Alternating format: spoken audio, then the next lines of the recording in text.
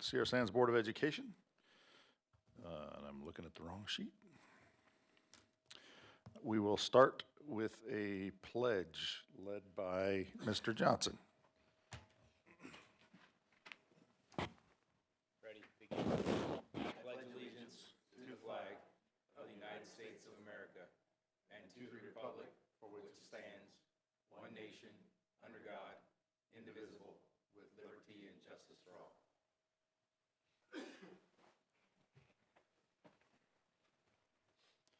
And we'll have a moment of silence.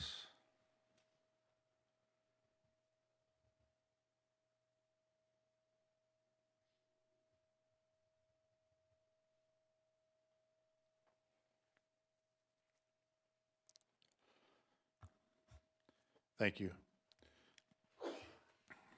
Item 1, adoption of the agenda. Any changes, Dr. Ostash? Yes, Mr. Rockwell, good evening.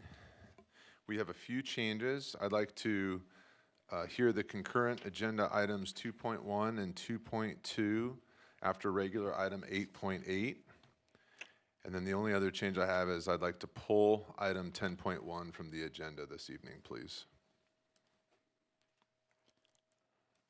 All right. Seeing no violent disagreement, we'll do that. Item 2, approval of minutes of the regular meeting of October 13th, 2022. Everybody good with those? Those will stand. I'm shocked there was only one meeting in the last month. That's unique. No programs and presentations or public hearing tonight.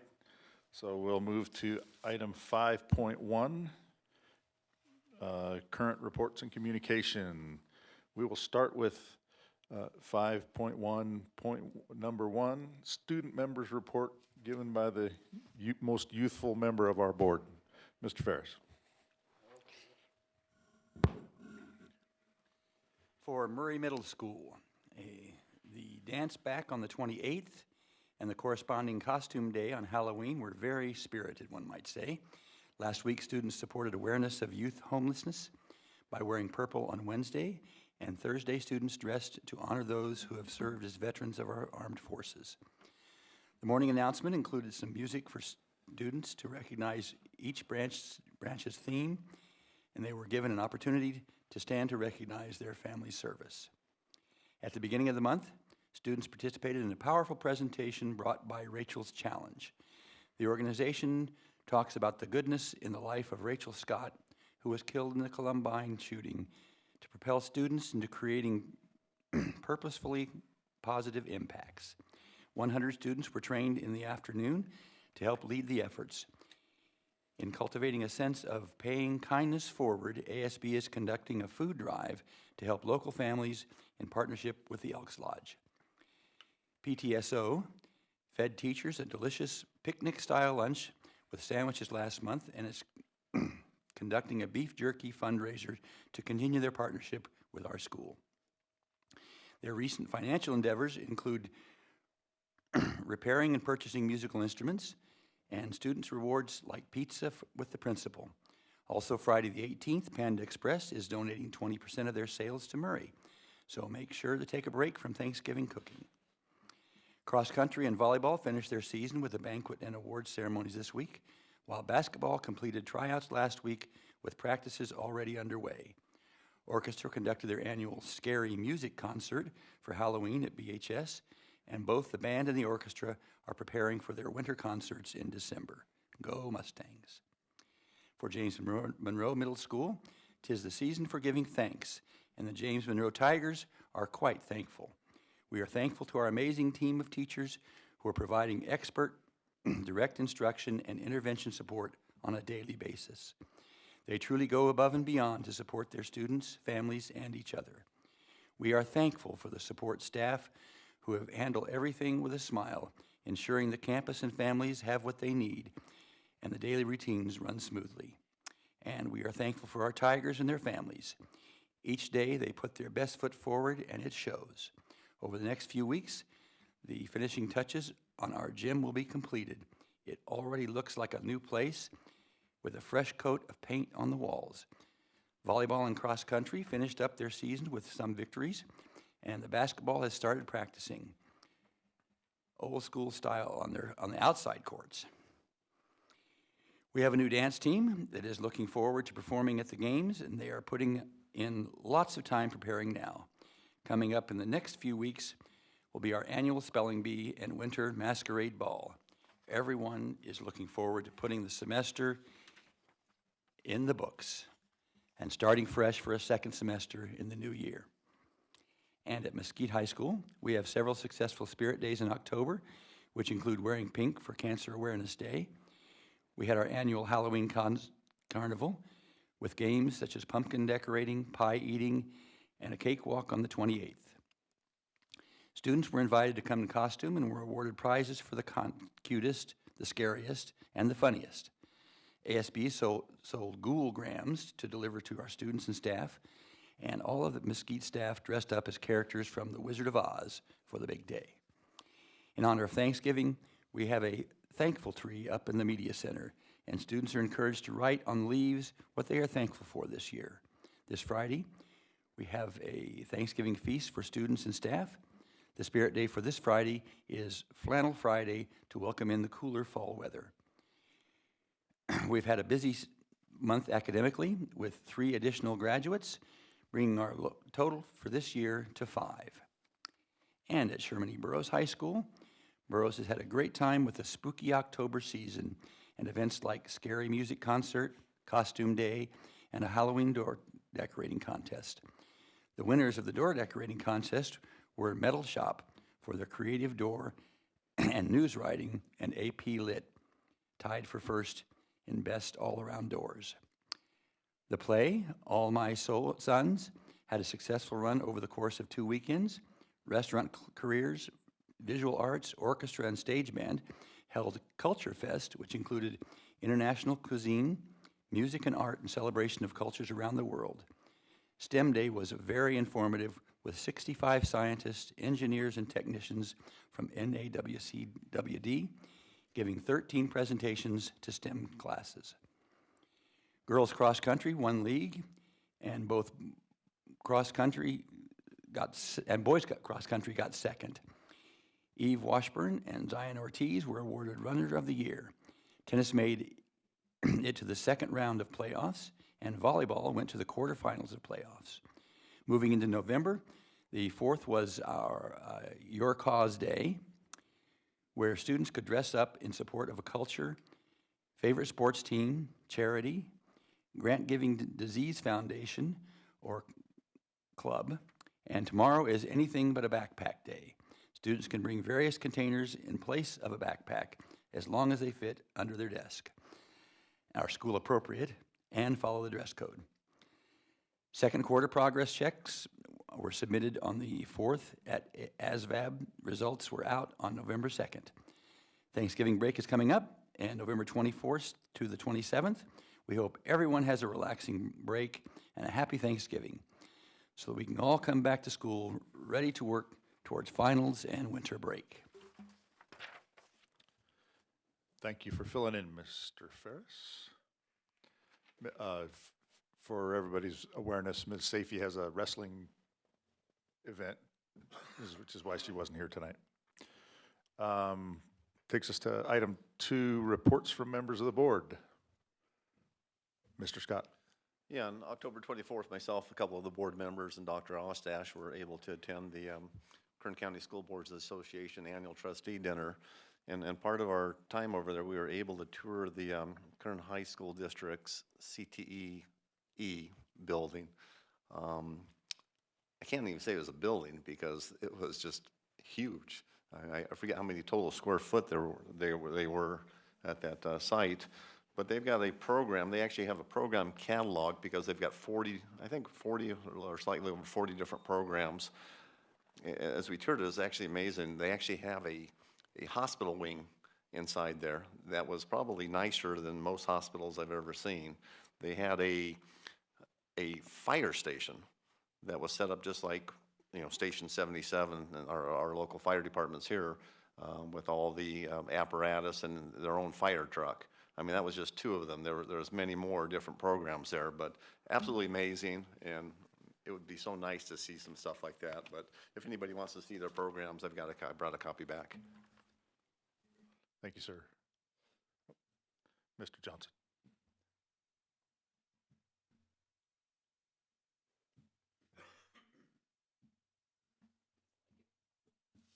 Must be your warmth of your hands. So I was gonna say the same thing that Mike said, but he did a great job talking about it. So I think the other things I want to do is just looking forward to the board going to see the California School Board Association Academic Education Annual Education Conference in San Diego the last weekend of November, first part of December. As a member of the Delegate Assembly, it's always good to get together with the group. Actually, December's my last time on this Delegate Assembly. And actually, elections are in January for the 4 or 5 seats on the Delegate Assembly. So I think somebody on the board should run for that in January if it's available, but that'll come up then. The other thing, to be able to attend the STEM Day at the high school is like great to see all the students and their excitement for all the cool programs that are going on the base, and hopefully it lights the fire under someone to actually get involved in those programs. And I think finally, it was exciting to see the final announcement from DOD on Richmond Elementary School, the final approval. I want to personally thank Dr. Ostash, Mrs. Smith, and Mr. Coit, and the Richmond teachers and staff on all their work they put into getting that process going. So that's all I have. Thanks. Great. Thank you. That takes us to 5.3, Superintendent's Report. Dr. Ostash.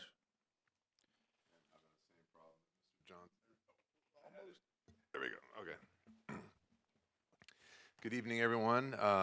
Great announcements. I didn't have that in my list here, but the STEM Day at Burroughs was awesome.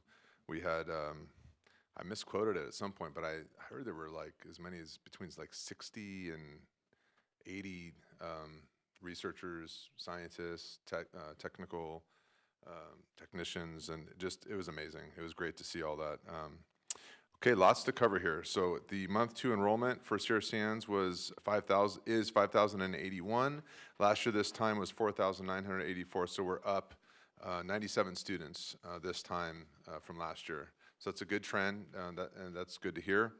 And so everyone knows we've had our election, and the results are not final yet. So it would not be appropriate for me to congratulate folks, because we really need to wait until those final votes are counted and that the results are official. But I will recognize that in each of the unofficial updates of election results, we've seen the trend of the same top 3 vote getters. Robert Campbell currently has 2,880 votes. He's in the audience tonight. Thanks for being here, Mr. Campbell. And that's a little over 17% of the vote. Mary Campbell is also here. Thanks for being here, Ms. Campbell. With 2,826 votes, again, a little over 17% of the vote. And then Mr. Rockwell here has 2,264 votes with close to 14% of the vote. So if that trend remains, and if that's what the top 3 are, then I'll be among the first to congratulate you and welcome you aboard to an amazing board. And I just appreciate the professionalism, the work that everyone puts in.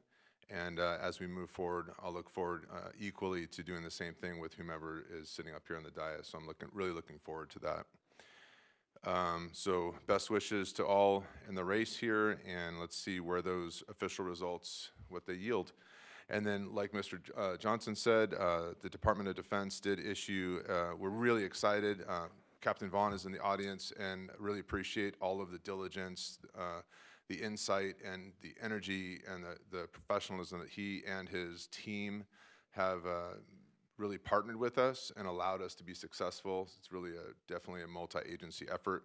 And so for those who haven't seen it, the title from DOD is Department of Defense awards $78 million grant to Sierra Sands School District for Richmond Elementary School on Naval Air Weapons Station, China Lake.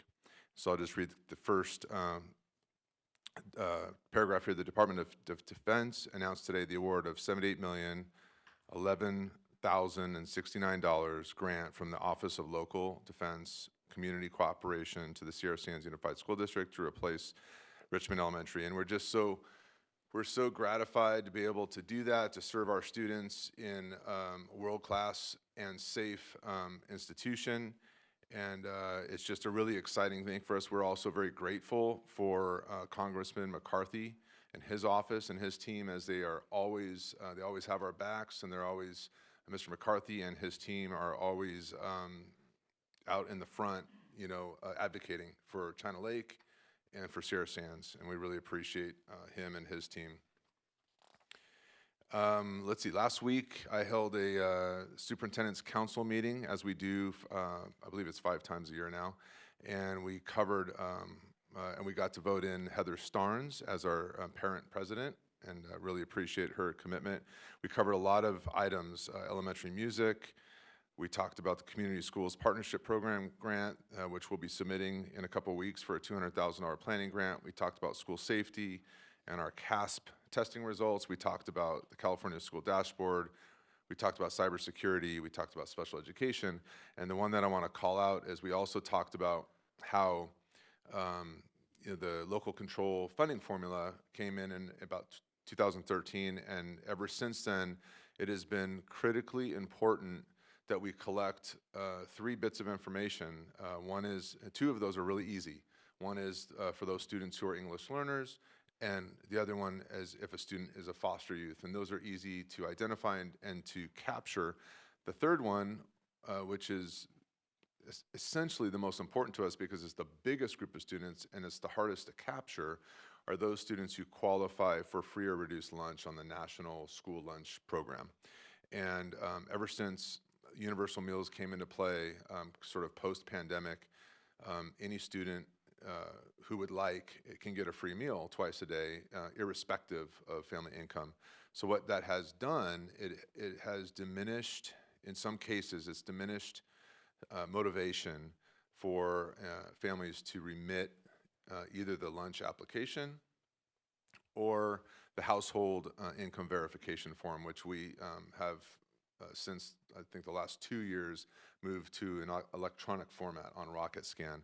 So one of the things we've been, we try to incentivize folks to partner with us so that we can be funded appropriately for the services that we provide.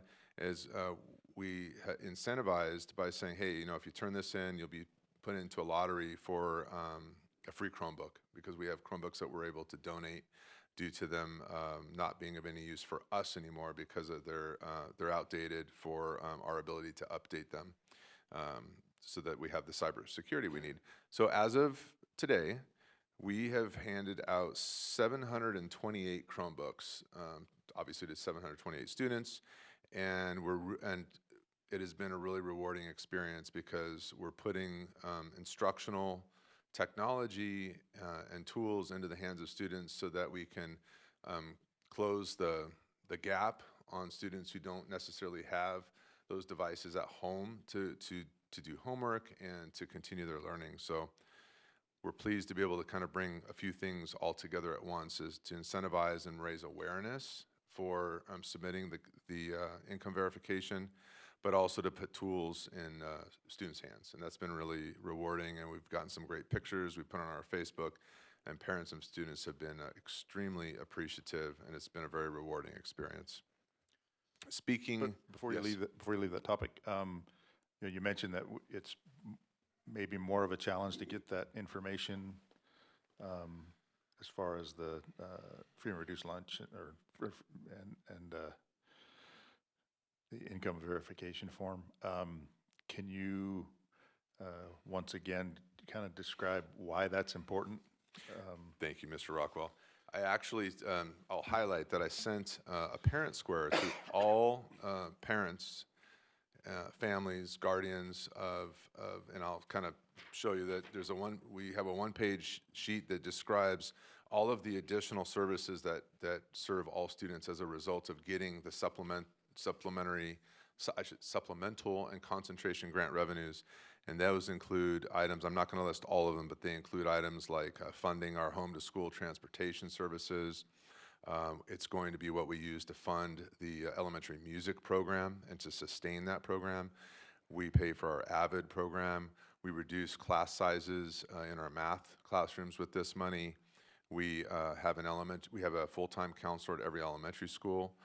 that is not funded in our general revenues, but we use this supplemental funding due to what we qualify for, and a number of other services. So I appreciate you highlighting that. And I did, for those people who haven't seen it yet, if you look at that parent square that I sent a couple days ago, you've got the full list in your parent square. And the other piece of that is that it doesn't take very many of those forms to come in to make a difference to the district. That's correct. You know, to the tune of $1 million, $2 million. Right? Correct. So, Correct. And that's with ongoing funding.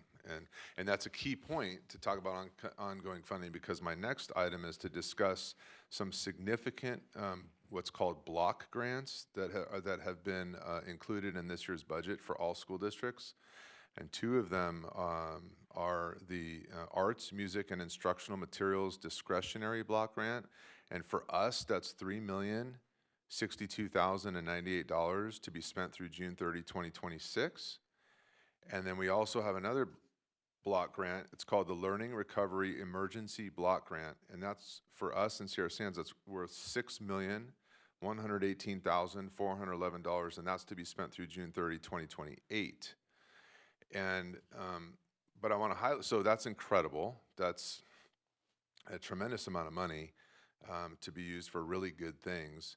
But it is, quote, one-time money. So we have to be really strategic in the way that we plan to invest that money, so that to the extent that we invest the money into, say, staffing, we really have to have a plan for what that looks like and how we're going to sustain it when you go from those numbers that I described to zero as of June 30, 2026 and 2028.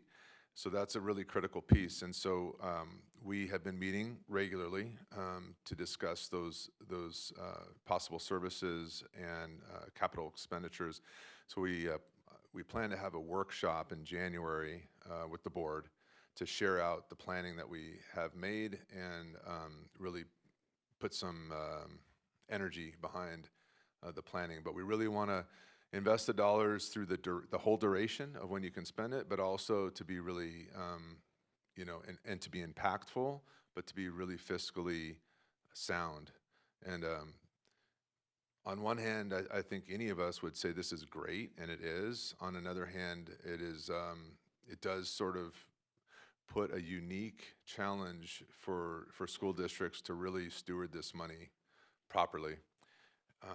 But I did want to highlight those numbers and highlight great things that are going to come from it. And there are some really good ideas and things that we're going to start seeing from this money starting in 2023, but I don't want to mention any of that yet until we have that workshop, which will be open to the public.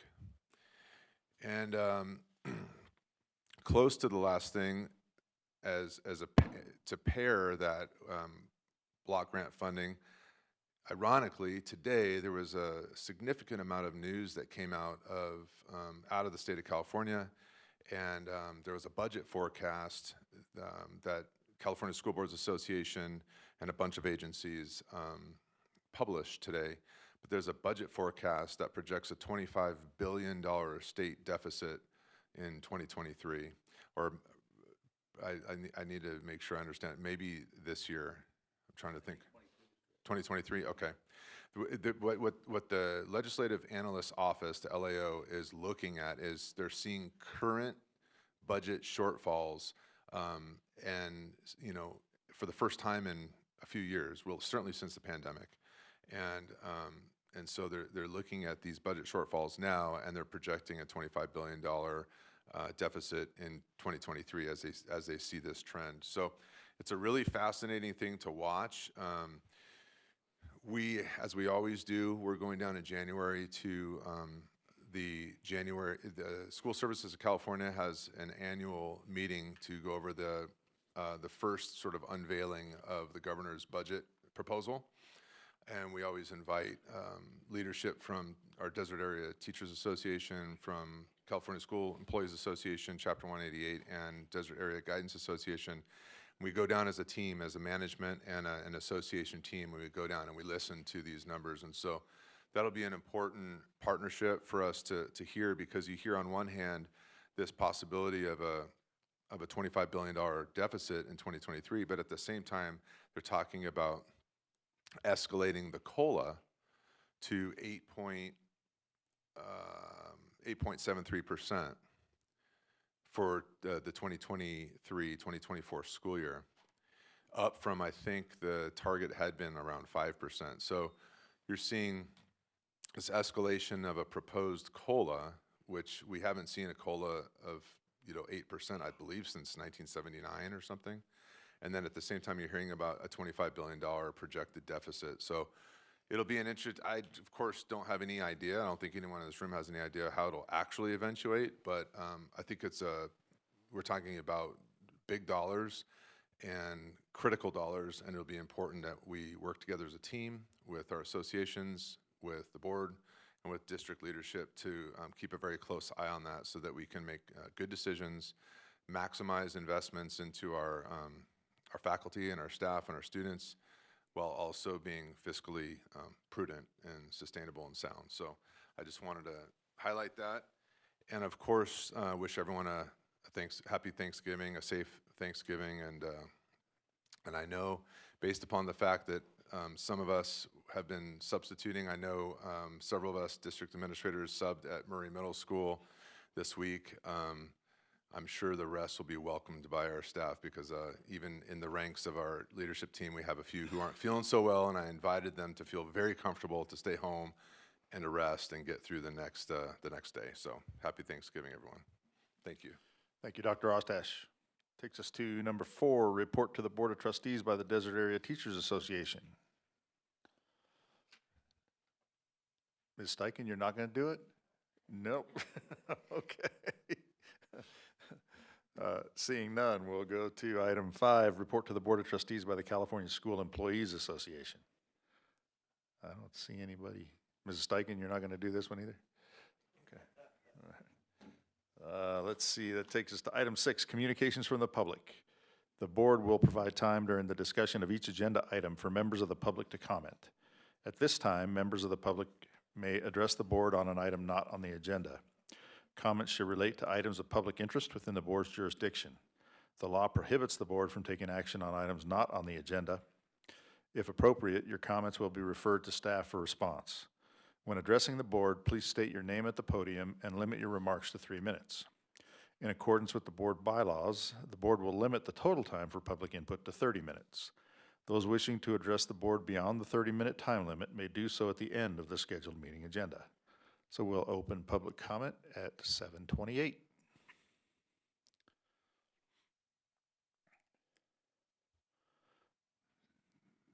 Seeing nobody standing, we'll close public comment at 7:28 and a half.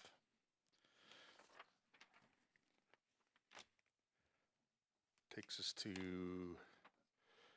we don't have any educational administration or policy development review, so that takes us to item 8, personnel administration. Oh, we do?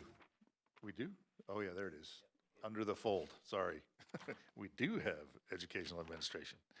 Item 6.1, approval of contract with the Wellness Project for virtual psychologist. Mr. Delvick.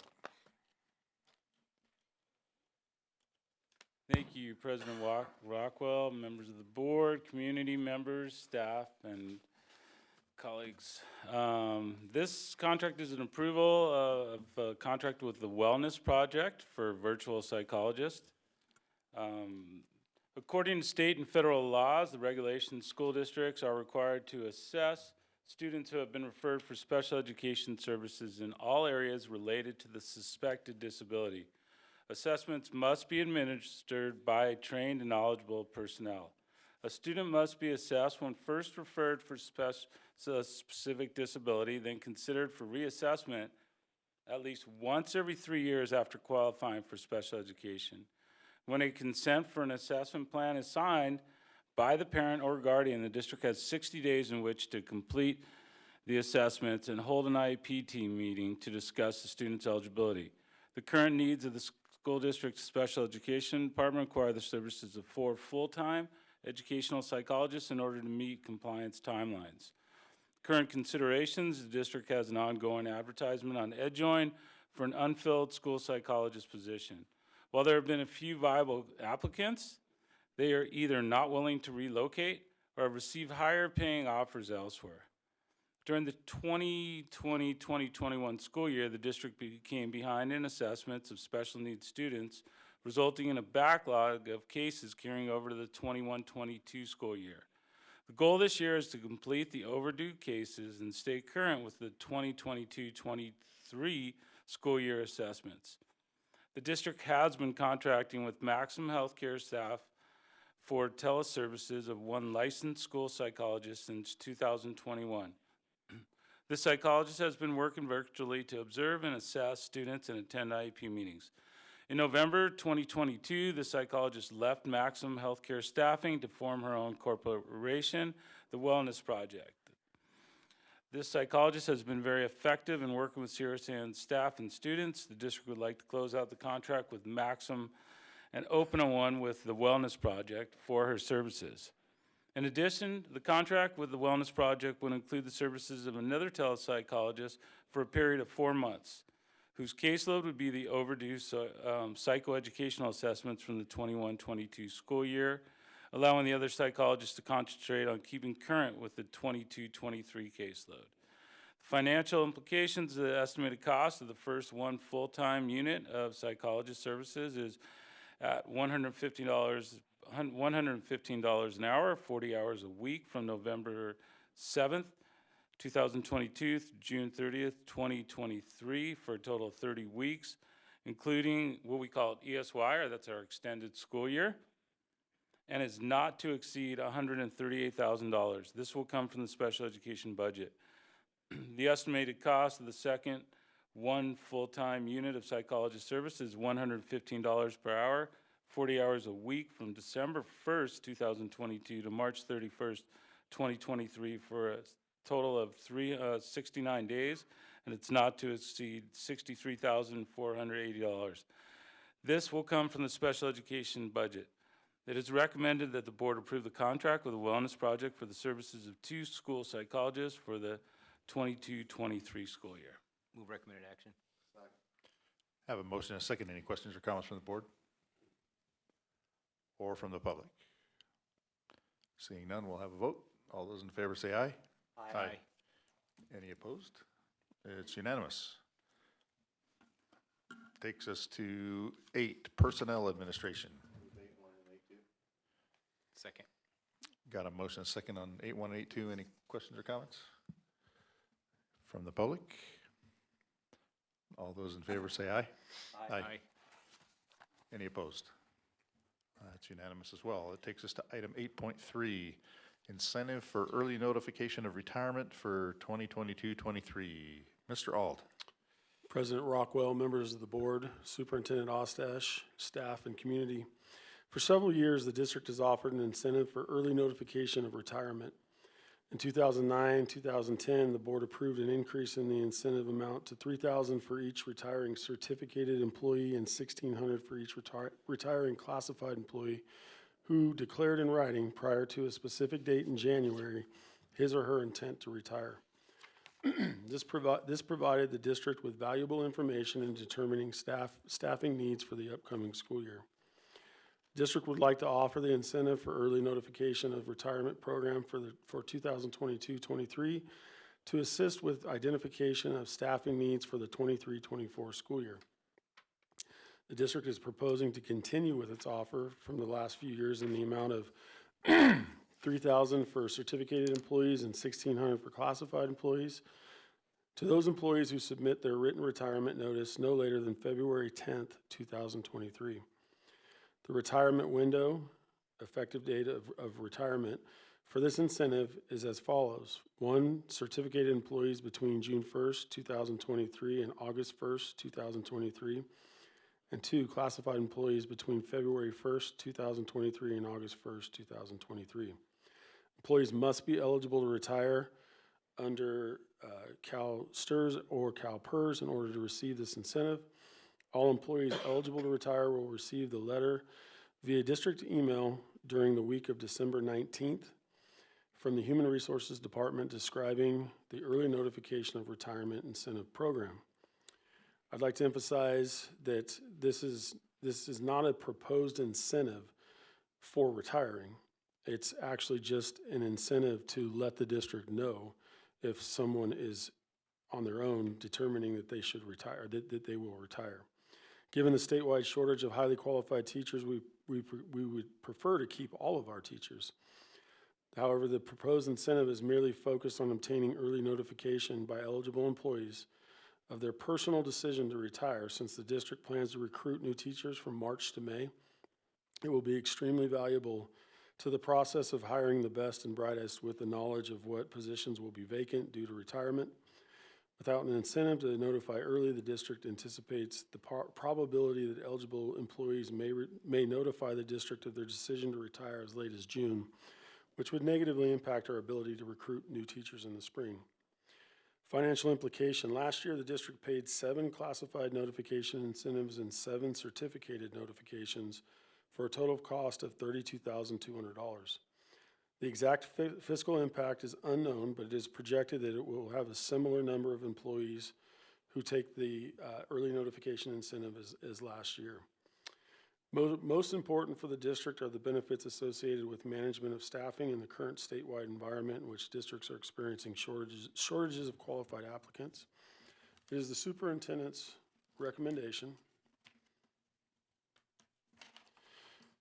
that you approve the incentive for early notification of retirement program for 2022-23 in the amount of $3,000 for each certificated employee and $1,600 for each classified employee who declares his or her intent to retire in writing within the applicable retirement window of no later than February 10th, 2023. Move recommended action. Got a motion and a second. Any questions or comments from the board? Since you handled this item so much better than your predecessor, I don't have any comments either. He did the last 4 years. Any questions or comments from the public? Seeing none, we'll have a vote. All those in favor say aye. Aye. Any opposed? It's unanimous. Takes us to item 8.4, presentation of initial sunshine contract proposal for the 23-24 school year from the Desert Area Teachers Association to the Board of Education. Mr. All. The Desert Area Teachers Association, or DATA, will submit their sunshine proposal to the Board of Education for the 2023-24 school year, and I do believe Ms. Steichen will probably not say anything, but approach and hand deliver their sunshine. Can she do that if she didn't do the data discussion earlier? Legally, she can.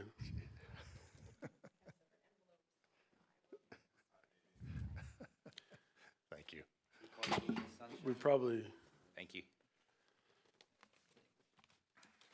So the financial implications are unknown. It's the superintendent's recommendation the board receive the initial sunshine contract proposal from the Desert Area Teachers Association. Is this just a consent across the board?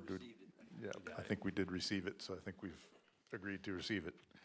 So, thank you, Ms. Steichen and Mr. All. Takes us to item 8.5, approval of memorandum of understanding with the California School Employees Association, CSEA, and its Ridgecrest Chapter 188 titled Removal of Article 15, Discipline of Permanent Employees. So for the background information, CSEA and its Chapter 188 leadership proposed the memorandum of understanding titled Removal of Article 15, Discipline of Permanent Employees. The MOU will completely remove Article 15 from the collective bargaining agreement. After consulting with the district's legal counsel, it has been determined that removing the discipline article from the CBA is a fairly common practice and is permissible since the district's authority to discipline employees is protected in Education Code and Administrative Regulation 4218. So that there cannot be any confusion regarding the district's authority, the MOU also includes language that will be added to Article 3 titled Reserved Rights. This language will ensure that the district's authority to discipline permanent classified employees is not limited in any way due to the removal of Article 15. Specifically, the language that is added to Article 3 is as follows. The district may discipline and dismiss employees in accordance with the Education Code and Administrative Regulation 4218. This MOU has been ratified by CSEA and its Chapter 188 membership. The MOU is attached for your review. Second. Got a motion and a second. Any questions or comments from the board? Or from the public? Seeing none, all those in favor say aye. Aye. Any opposed? It's unanimous. Takes us to item 8.6, authorization for a new classified position, general education paraprofessional. In 2021, Senate Bill 130 was passed. One component of SB 130 is the implementation of universal transitional kindergarten. Specifically, SB 130 requires any local education agency operating a kindergarten to also provide a transitional kindergarten program for all 4-year-old children by 2025-26. As a condition of receipt of apportionment for pupils in a TK program, pursuant to Education Code 46-300, a school district shall do all of the following. 1, maintain an average transitional kindergarten class enrollment of not more than 24 pupils per school site. And 2, commencing with the 2022-23 school year, maintain an average of at least 1 adult for every 12 pupils in transitional kindergarten classrooms. To be compliant with Education Code 46-300, a new position must be established, specifically to meet the requirement of maintaining an average of at least 1 adult for every 12 pupils in TK. A general education paraprofessional must work alongside the TK certificated teacher in each TK classroom. The financial implication will depend on TK enrollment and the number of TK classes offered at each site. Currently, there is at least 1 TK classroom at each of the district's 6 elementary schools. However, enrollment is projected to increase annually. Superintendent's recommendation that the board approve a new classified position, general education paraprofessional, as presented. Move recommended action. Second. Got a motion and a second. Any questions or comments from the board? Or the public? Seeing none, we'll have a vote. All those in favor say aye. Aye. Aye. Any opposed? That's unanimous. Takes us to 8.7, revised job descriptions for the Child Nutrition Services 1, 2, and 3, and Child Nutrition Services Manager 1 and 2 positions. When job openings occur in the district, there are occasions when management will review a job description to see if revisions are necessary, especially if there is a new certification requirement or software equipment changes. At the July 21st, 2022 board meeting, the Food Service Department officially became the Child Nutrition Services Department. As such, all job titles for that department were then changed as well. The Child Nutrition Services Supervisor has recently reviewed the current job descriptions for the Child Nutrition Services 1, 2, 3, and Child Nutrition Services Manager 1 and 2 positions, and found that they needed to be updated due to a legal requirement change. Just so you know that it's required that they pass a food safety certification. The financial implication, there's no financial impact. It's the recommendation that the board approve the revisions to the job descriptions for the Child Nutrition Services 1, 2, 3 and Child Nutrition Services Manager 1 and 2 positions as presented. Second. Got a motion and a second. Any questions or comments from the board or the community? We'll have a vote. All those in favor say aye. Aye. Any opposed? It's unanimous. Takes us to item 8.8, revised job description for the paraprofessional special education job position. The SELPA Executive Director and the Assistant Superintendent of HR periodically review job descriptions overseen by the SELPA Department to determine if revisions are needed due to additional services. The SELPA Department has used teleservices to provide specialized speech and school psychologist services to district students over the last few years due to the limited availability of speech and psychologists in our area. It was determined that the addition of a telespeech paraprofessional and a telepsych paraprofessional position were needed to assist the services provider at district sites. Most of these paras duties align with the current paraprofessional special education job description, except they do not have to assist with any lifting, which would require a pre-employment physical, and they would need knowledge of more specific special education areas. The attached job description adds an addendum to outline the additional requirements for the telespeech and telepsych paraprofessional positions. Financial implications, no financial impact as they will remain on the classified salary schedule as a paraprofessional. It is recommended that the board approve the revision to the job description for the paraprofessional special education job position as presented. Move the recommended action. Second.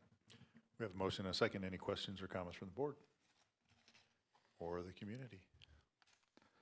Seeing none, we'll have a vote. All those in favor say aye. Aye. Any opposed? It's unanimous. That will take us to the concurrent agenda. Item 2.1, waiver request enabling the district to assign individuals in certificated positions without appropriate credentials. Background information, approve the submission of requests for a variable term waiver, provisional intern permit, or a short-term staff permit in order that the above-named individuals may be assigned in the designated positions for the 2022-23 school year. Current considerations, approval is requested for the district to submit requests to the Commission on Teacher Credentialing for a variable term waiver, provisional intern permit, or short-term staff permit in order that the district may assign the individuals that are named there for the 2022 school year. For your information, two of those people are replacing two teachers that resigned previously, and one is an additional FTE for transitional kindergarten as that program's growing. That's why it's coming to you in November instead of August.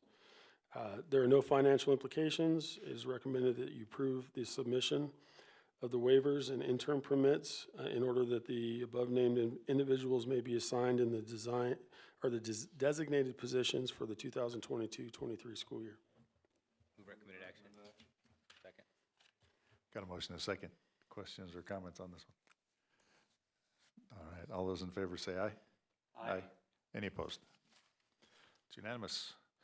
We'll go to 9, general administration, 9.1, designation and date and time of the organizational meeting of the board. 8.2. Yeah, 8.2. Oh, I'm sorry, you're right. So on Move 8.2. concurrent 2.2, classified personnel. Move 2.2. Second. Motion is second. Questions or comments? Anybody from the public have any questions or comments? All right, all those in favor say aye. Aye. Any opposed? Thanks for keeping me honest. Nope, not gonna do it. All right, now we'll go to general administration. Item 9.1, designation of date and time of the organizational meeting of the board. Dr. Ostash. That will be me. Education Code Section 35143 requires that each school district hold an annual organizational meeting within a 15-day period commencing on December 10 and concluding on December 24. Unless otherwise provided by rule of the governing board, the date and time of the annual organizational meeting shall be selected by the board at a meeting held prior to December 10. According to the annually adopted meeting schedule of the board, the regular meeting within the designated period is scheduled for December 15, 2022, next month. I recommend that the board designate December 15 at 7 p.m. as the date and time for the organizational meeting of the board. Move the recommended action. Second. Got a motion and a second. Any questions or comments from the community? All right, all those in favor say aye. Aye. Any opposed? It's unanimous. Takes us to 9.2, nominations for representatives to the California School Boards Association Delegate Assembly. And I'll take that too. So Mr. Johnson actually had commented in his beginning of the meeting comments about the importance of this, and I can certainly give the background of this. I suggest that maybe the board consider tabling this item to the next regular school board meeting, as it might be more appropriate given the election results aren't final yet. yeah, I think doing it tonight would be premature because we don't know who's going to be able to run for this. I would agree, but I also think that I would encourage board members to think about their willingness to submit for this position, because it is important, and it's possible we may not have Mr. Johnson to continue in it. So please don't wait till that evening to think about whether that be something you'd be willing to serve on. The other thing I'll note is that the nomination that the board can make for a delegate candidate is January 7, I believe. I'm looking here. It is. Yep. Those nominations will be accepted until January 7. So we're well within our timeline to do this at our December 15 meeting. So we're tabling it specifically till the meeting on the 15th, correct? Yes, yes. Diane, do we need to take any action on that? Do we need to vote on that, or? Okay. Okay, so Okay. item 10, or 9.2 will be tabled to the December 15 board meeting. Right. And let's see, we've, moving on to construction administration, we've pulled 10.1. So that takes us to 10.2, approval of an agreement with PlaceWorks for an historical evaluation of Richmond Elementary School. Mr. Coit? President Rockwell, members of the board, Superintendent Ostash, staff, and community, I might note that several items that we'll be presenting tonight start off with the district is anticipating a grant from the Department of Defense. We now know that we have that grant in place, so that will change on future board agenda items. So the district is anticipating a grant from the Department of Defense, DoD, Office of Local Defense Community Cooperation, for the replacement of Richmond's elementary school.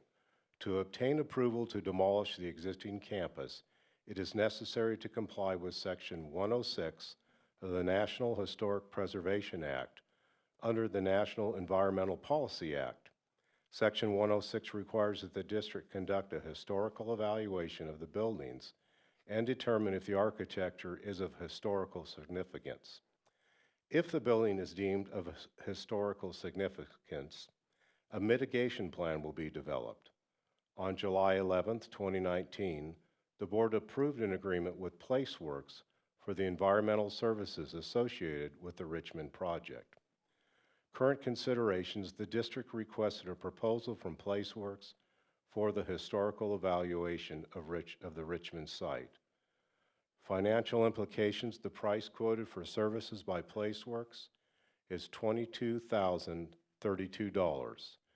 This will be funded by the DoD OLD CC grant at 80% and from Fund 40, 20%. It is recommended that the board approve an agreement with PlaceWorks for a historical evaluation of Richmond Elementary School as presented. Second. Got a motion and a second. Any questions or comments? I just want to make a comment, I guess. I me too. want to clarify, this is just to determine whether it has historical value for its architectural features, right? Yes. There's So- pictures, so- there's so- pictures of it. You take Yeah, pictures, yeah. it's all good. It just It's amazes not me that it costs habitable. $22,000 to take a look at it and says yes or no. Probably no. Can you believe it? Yeah. Our tax dollars well spent, right? And it's not safely inhabitable, correct? I mean, so we're gonna, okay. You could do flyover tours of it or something. No, So I think we had a motion and a second. Any questions or comments from the public? I just have one question. If they don't do this, can we still demolish the building or give it to the base, whatever? Or do you have to do this as part of the process? Fall down. Or EOD can practice? We've actually learned without this, we can't start on construction of the new site either, so, We got our hands tied. yeah. Okay.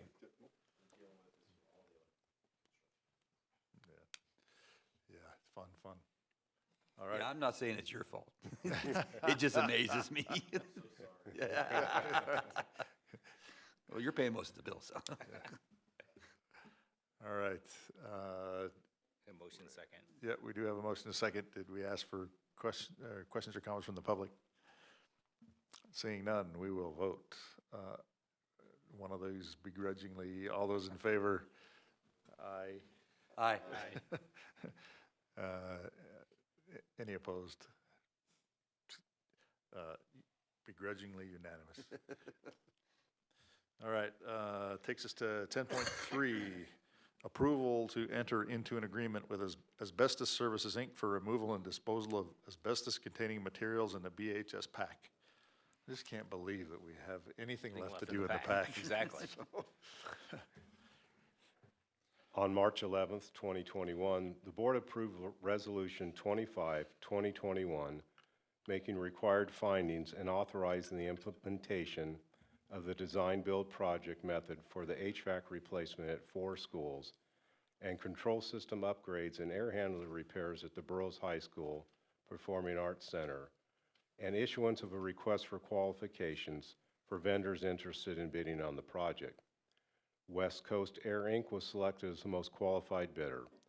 On November 18th, 2021, the board approved an agreement with West Coast Air Inc. for the design and pre-construction services for HVAC upgrades. On January 20th, 2022, the board authorized the district to proceed with HVAC upgrades at the guaranteed maximum price proposed by West Coast Air Inc. Current considerations in preparation for the air handler repairs at Burroughs High School PAC, it is necessary to remove and dispose of asbestos-containing materials from the attic above the air handler. The California Uniform Public Construction Accounting Act, CUPCA, is the legislation that was enacted in 1993 to promote uniformity of bidding procedures on construction work performed or contracted by public entities. The district opted into CUPCA in 1994 via board resolution. Under CUPCA, public project work in amount of $60,000 or less can be performed internally, by negotiated contract, or by purchase order. The district requested and received a proposal for the project from Asbestos Services, Inc. The cost for removal and disposal of the asbestos-containing material is $24,000. This will be funded by Fund 40, capital outlay. It is the superintendent's recommendation that the board authorize the district to enter in an agreement with Asbestos Services, Inc. as presented. Move the recommended action. Second. Got a motion and a second. Any questions or comments from the board?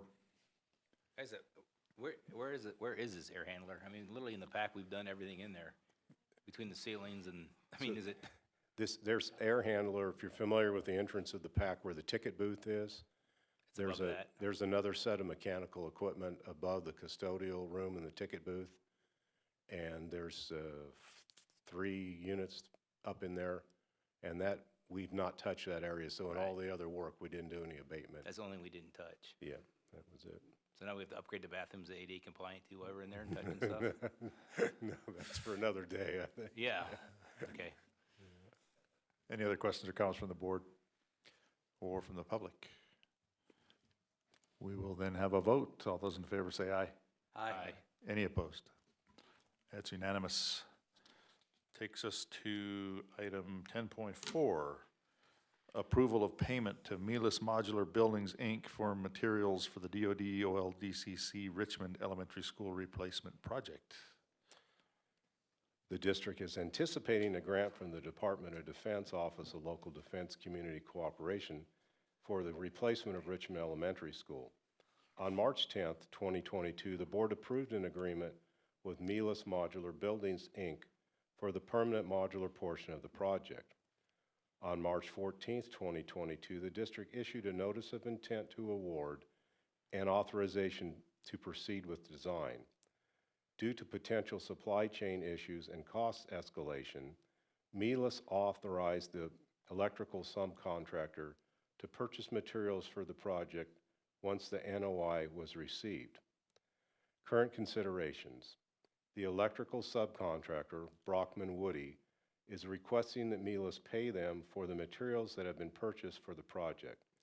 Due to the length of time that the company has held the materials, district staff feel that it is appropriate to reimburse them for the portion of this cost. The subcontractor will store the material until it can be installed. Financial implications: the cost of the material is $212,125.82. It is anticipated that 80% of the cost will be funded by DoD grant funding and 20% will come from Fund 40 capital outlay as a district match. It is the superintendent's recommendation that the board approve a payment to Milas Modular Buildings, Inc. for the materials for the DoD OLDCC Richmond Elementary School replacement project as presented. Move recommended action. Have a motion and a second. Any questions or comments from the board or the public? We'll have a vote. All those in favor say aye. Aye. Any opposed? That's unanimous. Thank you, Mr. Coit. Takes us to 11, Business Administration. I think we get to see Ms. Smith for a while. 11.1, Adoption of Resolution Number 16, 2223, authorizing participation in the VW Environmental Mitigation Trust Program. Mrs. Smith. Good evening, President Rockwell, members of the board, Superintendent Ostash, community, and staff. So California has established a beneficiary mitigation plan to mitigate excess NOx and commit to long-term air quality and climate goals by investing in zero-emission technologies. The trust has $130 million in funds to replace older, high-polluting transit, school, and shuttle buses with new battery electric or fuel cell buses. During the 10-year period of this project, approximately 425 vehicles will be replaced with an incentive amount of up to $400,000 per vehicle. Resolution number 16, 2223 accomplishes one of the requirements of the program, which is to pass a resolution authorizing participation in the program and identifying an individual authorized to implement and administer the project. Financial implications: grants are available for up to $400,000 per bus. The district has applied for grants to fund 7 EV buses. It is not yet known how much funding the district will receive. It is the superintendent's recommendation that the board adopt resolution number 16, 2223, authorizing participation in the VW Environmental Mitigation Trust Program as presented. Move recommended action. Got a motion and a second. Any questions or comments from the board or the public? Seeing none, we'll have a vote. All those in favor say aye. Aye. Any opposed? It's unanimous. Takes us to 11.2, settlement payment for facilities alternatives for the Ridgecrest Elementary Academy of Language, Music, and Science. So Education Code Section 47614 provides that a charter school and a school district may mutually agree to an alternative to specific compliance with any of the provisions of those regulations. On January 31st, 2014, the school board approved an agreement with Ridgecrest Charter School regarding facilities alternatives for the charter school. In that agreement, the district agreed to pay $80,500 annually to RCS for a period of 5 years, beginning with the 2014-15 school year and ending in 18-19. On April 9th, 2019, RCS initiated a 2-year charter under the authority of KCSOS, operating as the Ridgecrest Elementary Academy of Language, Music, and Science, RELMS. At that time, the district agreed to increase the settlement amount to $85,000. On September 12, 2019, the board approved an agreement with RELMS to pay $85,000 annually for the 2 years under the KCSOS charter. On June 24, 2021, the board approved an agreement to pay another $85,000 to RELMS under an extension of the charter agreement with KCSOS for the 21-22 school year. During the negotiations process for the 22-23 school year, RELMS and KCSOS made a request to SSUSD to continue the quote-unquote in lieu of facilities agreement for the next year. In return, RELMS agrees to waive any and all rights to request the use of district facilities under Prop 39. The cost of this agreement is $85,000. It's recommended that the board authorize the settlement agreement with RELMS in the amount of $85,000 for the 22-23 school year. Move recommended action. Second. Got a motion and a second. Any questions or comments from the board or the public? We'll go to a vote. All those in favor say aye. Aye. Any opposed? It's unanimous. 11.3, Memorandum of Understanding for Use of Facilities between Kern Community College District and Sierra Sands Unified School District. In June of 2017, the district and Kern Community College District entered into a 5-year MOU for use of facilities between SSUSD and Saracoso Community College. Districts have an interest in renewing the MOU for an additional 5-year period. There are no specific financial impacts associated. Under the terms of the MOU, if SSUSD hosts Junior Olympics at that site, we will pay for required custodial support. Second. Got a motion and a second. Any questions or comments from the board or the community? All those in favor say aye. Aye. Any opposed? It's unanimous. 11.4, adoption of resolution number 17, 2223, to approve an agreement with Creative Bus Sales for 3 diesel buses pursuant to the South County Support Services Agency bid number 1819 SC1101D contract. So the district feels that it is important to ensure that students have a safe, reliable means of travel when traveling out of town. The 22-23 Budget Act provides additional funding for home-to-school transportation, reimbursing LEAs for up to 60% of their annual transportation costs. It is projected that this funding will relieve the district's general fund of approximately $700,000 of the funding that is annually contributed to pay for transportation costs. For the 22-23 school year, the district is interested in using these general fund savings to purchase additional diesel buses. The district seeks to purchase 3 diesel buses that have upgraded air conditioning and USB charging ports to support long-distance travel. Pursuant to Public Contract Code, the governing board of a school district can contract with suppliers that have been awarded contracts, master agreements, and multiple award schedules, or other types of agreements without going out for bid. District staff requested a proposal to purchase the buses from Creative Bus Sales. The proposal incorporates the terms and conditions established by the South County Support Services document. Approval of the resolution will enable us to procure the buses pursuant to the terms of that contract permitted by California Public Contract Code. The cost for the 3 diesel buses will be $695,864.94. Funding will come from Fund 01 General Fund. Currently, there are no rebates available for the purchase of diesel buses. However, district staff will continue to seek funding to offset those costs. It is the superintendent's recommendation that the board adopt resolution number 17, 2223 to approve the agreement with Creative Bus Sales as presented. Second. Got a motion and a second. Any questions or comments from the board or the community? All right, all those in favor say aye. Aye. Any opposed? It's unanimous.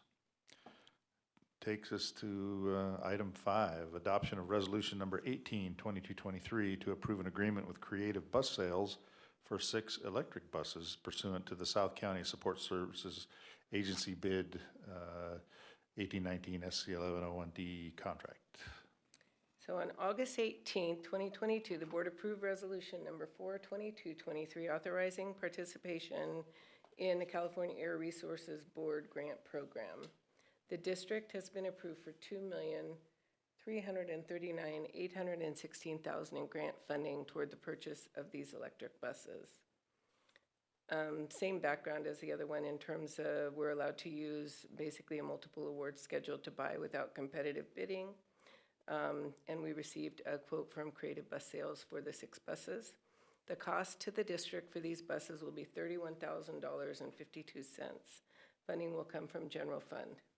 It is the superintendent's recommendation that the board adopt resolution number 18, 2223 to approve the agreement with Creative Bus Sales for 6 electric buses pursuant to the South County Support Services document as presented. Move recommended action. Second. Got a motion and a second. Any questions or I just had one. comments? Yep. So those buses are actually like 2.4 million, right? We're only paying 33,000. We're paying $31,000, Yeah. yeah, it's crazy.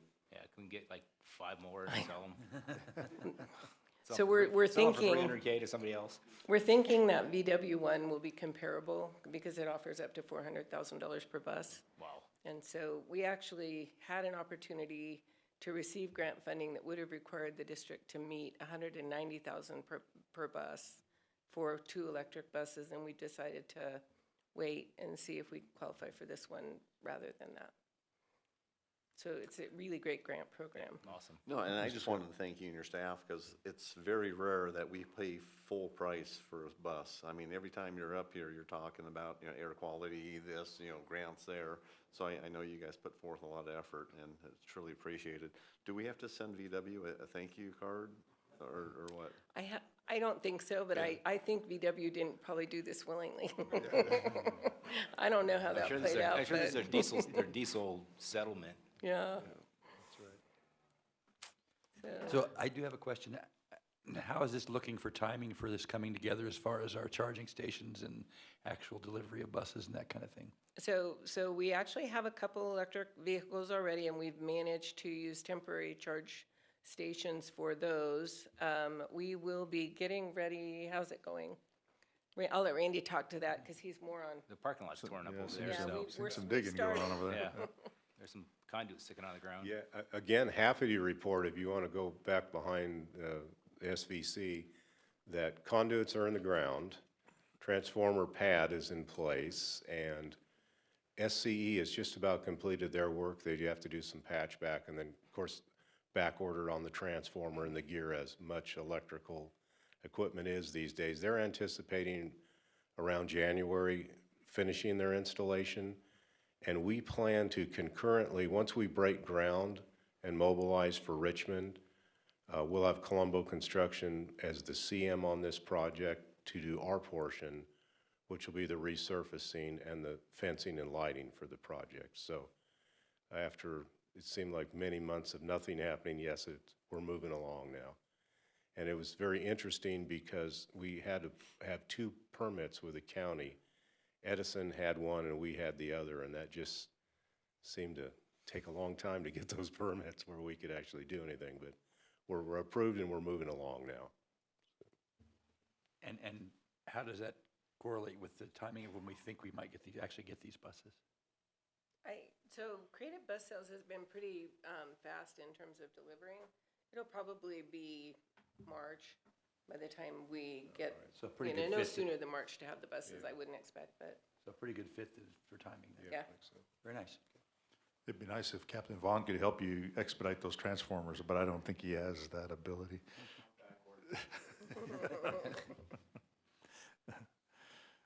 All right.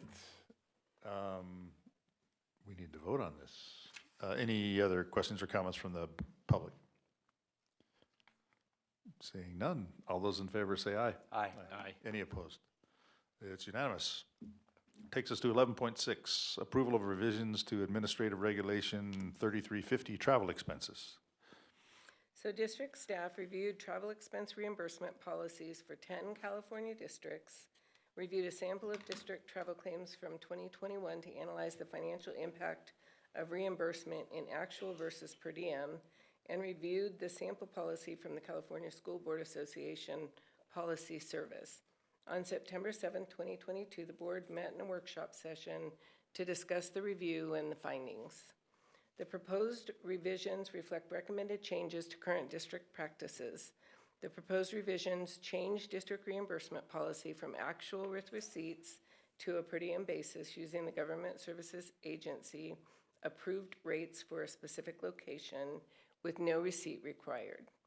The GSA rate for lodging has also been updated, and in addition, the proposed revision changed the reimbursement for mileage when a traveler uses personally owned vehicle. Instead of reimbursement for the one-way trip, mileage will be reimbursed for the entire trip at the current GSA specific mileage rate. There are no financial implications for these changes. While the amount paid to travelers may increase slightly, these costs will be offset by savings in labor for claims processing. It is the superintendent's recommendation that the board approve revisions to Administrative Regulation 3350, travel expenses as presented. Move recommended action. Got a motion and a second. Any questions or comments from the board? I just have a comment from the the 14 years I've been on the board, and my wife a teacher for 27, this is probably one of the best things we've ever passed for just arduous work for everybody in the district, filling out travel claims and keeping receipts and all the stuff. And everyone in the base uses the same policy, so it's kind of adds a little quality to our travel policy. So I truly appreciate you and your staff for actually doing this, because it's long overdue. Thanks. We're also implementing Inform K-12 for the travel form and travel claim along with this policy change. So that part of it will improve a little bit as well. Thanks. Any other questions or comments from the board? I concur 100%, by the way. Or the public? All right, we'll have a vote. All those in favor say aye. Aye. Any opposed? That's unanimous. Finally, takes us to 11.7, approval of a memorandum of agreement for renewal of the Inyo Kern Schools Financing Authority Joint Powers Agreement. On November 1st, 1990, the school district board approved resolution number 9/1991, establishing the joint powers agreement called the Inyo Kern Schools Financing Authority between SSUSD and Lone Pine Unified School District. Under the terms of the agreement, LPUSD leases property owned by the ICSFA and contributes a portion of their tax proceeds to the authority on an annual basis as a lease payment. 1/2 of that payment is allocated to SSUSD to be used for capital expenditures. The term of the original agreement was for 30 years and it has expired. SSUSD and LPUSD have a mutually beneficial interest in renewing the ICSFA JPA. Approval of the MOA will renew the authority for an additional 30 years. Renewal of the ICSFA JPA ensures that the district will continue to receive the lease payment, typically between $500,000 and $1 million per year. It is the superintendent's recommendation that the board approve a memorandum of agreement for renewal of the ICSFA Joint Powers Agreement as presented. Move the recommended action. Got a motion second. Any questions or comments? Just a comment, I guess. This is a big, you know, we don't approve 30-year things very often. This must be a big deal. It kind of shocks me. You did the last one. I did the last one. I never thought I'd have been around to approve a 30-year extension. I can't wait to see you I don't approve the think next one. I'll be here for the next one, though.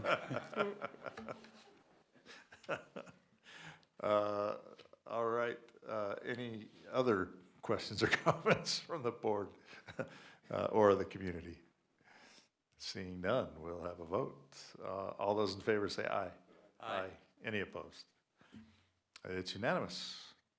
Thank you, Mrs. Smith. I actually have one more. I'll just hang out for a minute if you don't mind. You do have another. That's right. Okay, that's coming here somewhere. All right, we will temporarily adjourn the Sierra Sands Board meeting to conduct the Inyo Kern Schools Financing Authority Board of Directors meeting. So we will start with the adoption of the agenda. Any changes? No changes. Did you hear that? I heard that. Nobody else did. But item 2, approval of minutes of the regular meeting of October 13th, 2022. I think everybody's probably good with those. Business Administration, item 3.1, authorization to use Inyo Kern Schools Financing Authority funds for settlement payment for facilities alternatives for the Ridgecrest Elementary Academy of Language, Music, and Science realms. So we make the payment to Realms from the ICSFA fund. And last year, it was mentioned that although we say that we're going to use the ICSFA funding for that payment, we hadn't formally moved the money from ICSFA into the funds that we could make the payment. So what this item does basically is allows us to move funds from ICSFA to make the payment to Realms for the 22-23 school year. Any questions or comments from the board or community? Do we have to do an organizational meeting first also? We do. We simultaneously. Yes, we do. That wasn't an agenda item, so should it have been?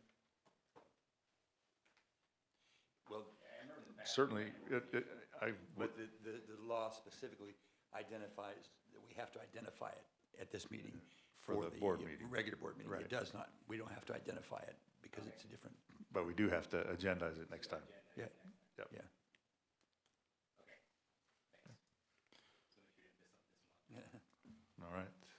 Let's see. Motion and a second. Any questions or comments from anybody?